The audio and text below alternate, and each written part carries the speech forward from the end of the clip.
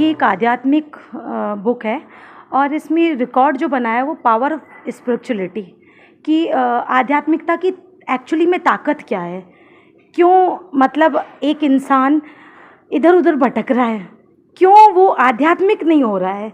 मतलब मैं खुद को कह रही हूँ, जब मैं इधर उधर भटक रही थी मुझे लग रहा था ये खुशियाँ हैं, वो सीमित खुशियाँ होती है। आपको एक पल खुशी आएगी, दूसरे पल चली जाएगी। आप एक दिन खुश रहोगे, दूसरे दिन नहीं खुश रह सकते। और मेरे पास इतनी खुशियाँ थी, घर अच्छा, परिवार अच्छा, ससुराल अच्छे, माँ बाप अच्छे, बच्चे अच्छे, सब कुछ अच्छा। तो मुझे फिर भी है ना, मैं पार्टी करके जब घर आती थी ना, मुझे ऐसा फील आता था कुछ गड़बड़ है, मतलब वो नहीं है जो मुझे चाहिए। तो फिर मैं भगवान की भक्ति करती थी, माला करती थी, इस्कॉन से काफ़ी कनेक्टेड थी, तो मैं किताबें पढ़ती रहती थी। तो मुझे लगा कि मेरा डायरेक्शन कुछ अलग है। मतलब मैं डिवोटी हूँ, मेरा डिवोशन की तरफ ध्यान है। मैं इस चीज़ को इग्नोर क्यों कर रही हूँ, जो कि हर इंसान इग्नोर करता है। हमें पता होता है भक्ति करने से बहुत चीज़ें जब हमारे पास कष्ट आते हैं ना, हम भक्ति तब करते हैं। लेकिन मुझे बहुत खुशियाँ रहती थी, हमेशा खुश रहती थी। मैं कहती हूँ, my name is Riya Ragani, I am God Krishna's favourite child.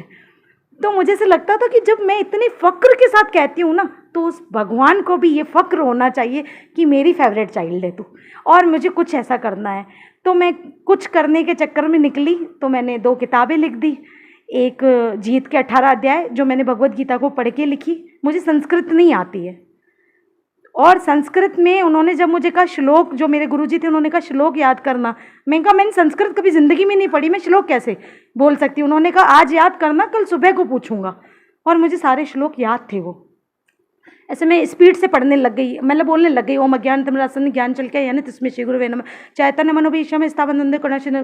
ऐसे करके मैं काफ़ी सारे मंत्र कहने लगी, और मैं खुद ही हैरान हो गई कि पावर तो है भगवान में। इंसान का सामर्थ्य ही नहीं है कि वो उसको याद हो जाए ऐसा, और जो लैंग्वेज ही नहीं आती आपको और आपको वो याद हो जाए। चलो ठीक है, फिर भी मुझे लगा इग्नोर। भक्ति को मैंने बहुत मानती भी बहुत थी, लेकिन अंदर नहीं जाना चाह रही थी, क्योंकि लगता था ना मज़े ख़त्म करने पड़ेंगे अपनी ज़िंदगी के, तो वो मज़े ख़त्म नहीं करना चाह रही थी।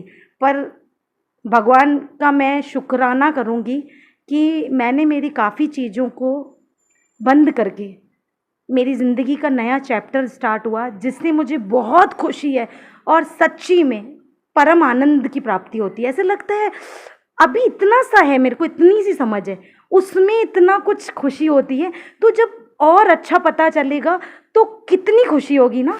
नहीं आना एक्चुअली यहाँ पे, अगर आपको कोई भी वर्ल्ड रिकॉर्ड आपको बनाना है तो आपको उनकी साइट पे पहले रजिस्टर्ड करना पड़ता है। उसके बाद वो आपको आपके फॉर्म को सारा देखते हैं, उसके बाद वो एप्लीकेशन अप्रूवल करते हैं, उसके बाद वो आपको कांटेक्ट करते हैं अगर उनको आपके रिकॉर्ड का टाइटल समझ में आता है कि हाँ। उसके बाद वो पूछते हैं, बोलते हैं आपको कि आप कौन सी डेट को करोगे और कहाँ बैठ के करोगे, टाइटल क्या है आपका, इसका क्या। फिर उन्होंने सारा प्रोसेस बताया कि आपको 21 घंटे की पूरी जो भी है रिकॉर्डिंग, हम जो भी 5 मिनट आपको हर सोशल मीडिया प्रूफ चाहिए, सब तरह के उन्होंने सारा सिस्टम बताया। तो जैसे 21 घंटे तो मैं बैठी, लेकिन ओरिजिनली मैं 25 घंटे बैठी थी। 4 घंटे मतलब उन्होंने, जो मैं 5-5 मिनट सोशल मीडिया पे आई ना, उन्होंने हर चीज़ काटी, वो भी मतलब ऐसा है। 11 घंटे तो मैं कंटिन्यूस बैठी। वो मतलब उन्होंने बोला था वैसे हर 4 घंटे में आप एक बार उठ सकते हो, लेकिन मतलब मन नहीं कर रहा था मेरा, क्योंकि मैं ऐसी पोजीशन पे बैठी थी, एक तरफ राधा कुंड था, एक तरफ श्याम कुंड था, और बीच में गोवर्धन पर्वत का मंदिर बना हुआ था। और मैं शाम को 6 बजे बैठी थी, तो शाम को 6 से, और दूसरे दिन शाम के 6, साढ़े 6, 7 बज गए थे। तो उसमें क्या होता है ना, उस शाम को 6 से दूसरे दिन शाम तो रात भी आती है, अंधेरा भी होता है कुंड की तरफ पूरा। तो इतना असीम कृपा थी उनकी। मैं एक्चुअली बचपन से ना ऐसे कुछ ना कुछ लिखती रहती थी, शायरियाँ, जो भी कुछ लिखती रहती थी।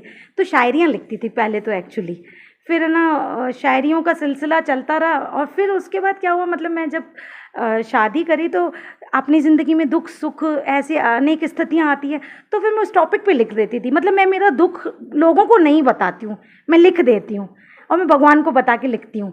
तो फिर लिखने का सिलसिला तो समझो मेरा, जब से मुझे समझ आई है ना, मैं तब से लिख रही हूँ।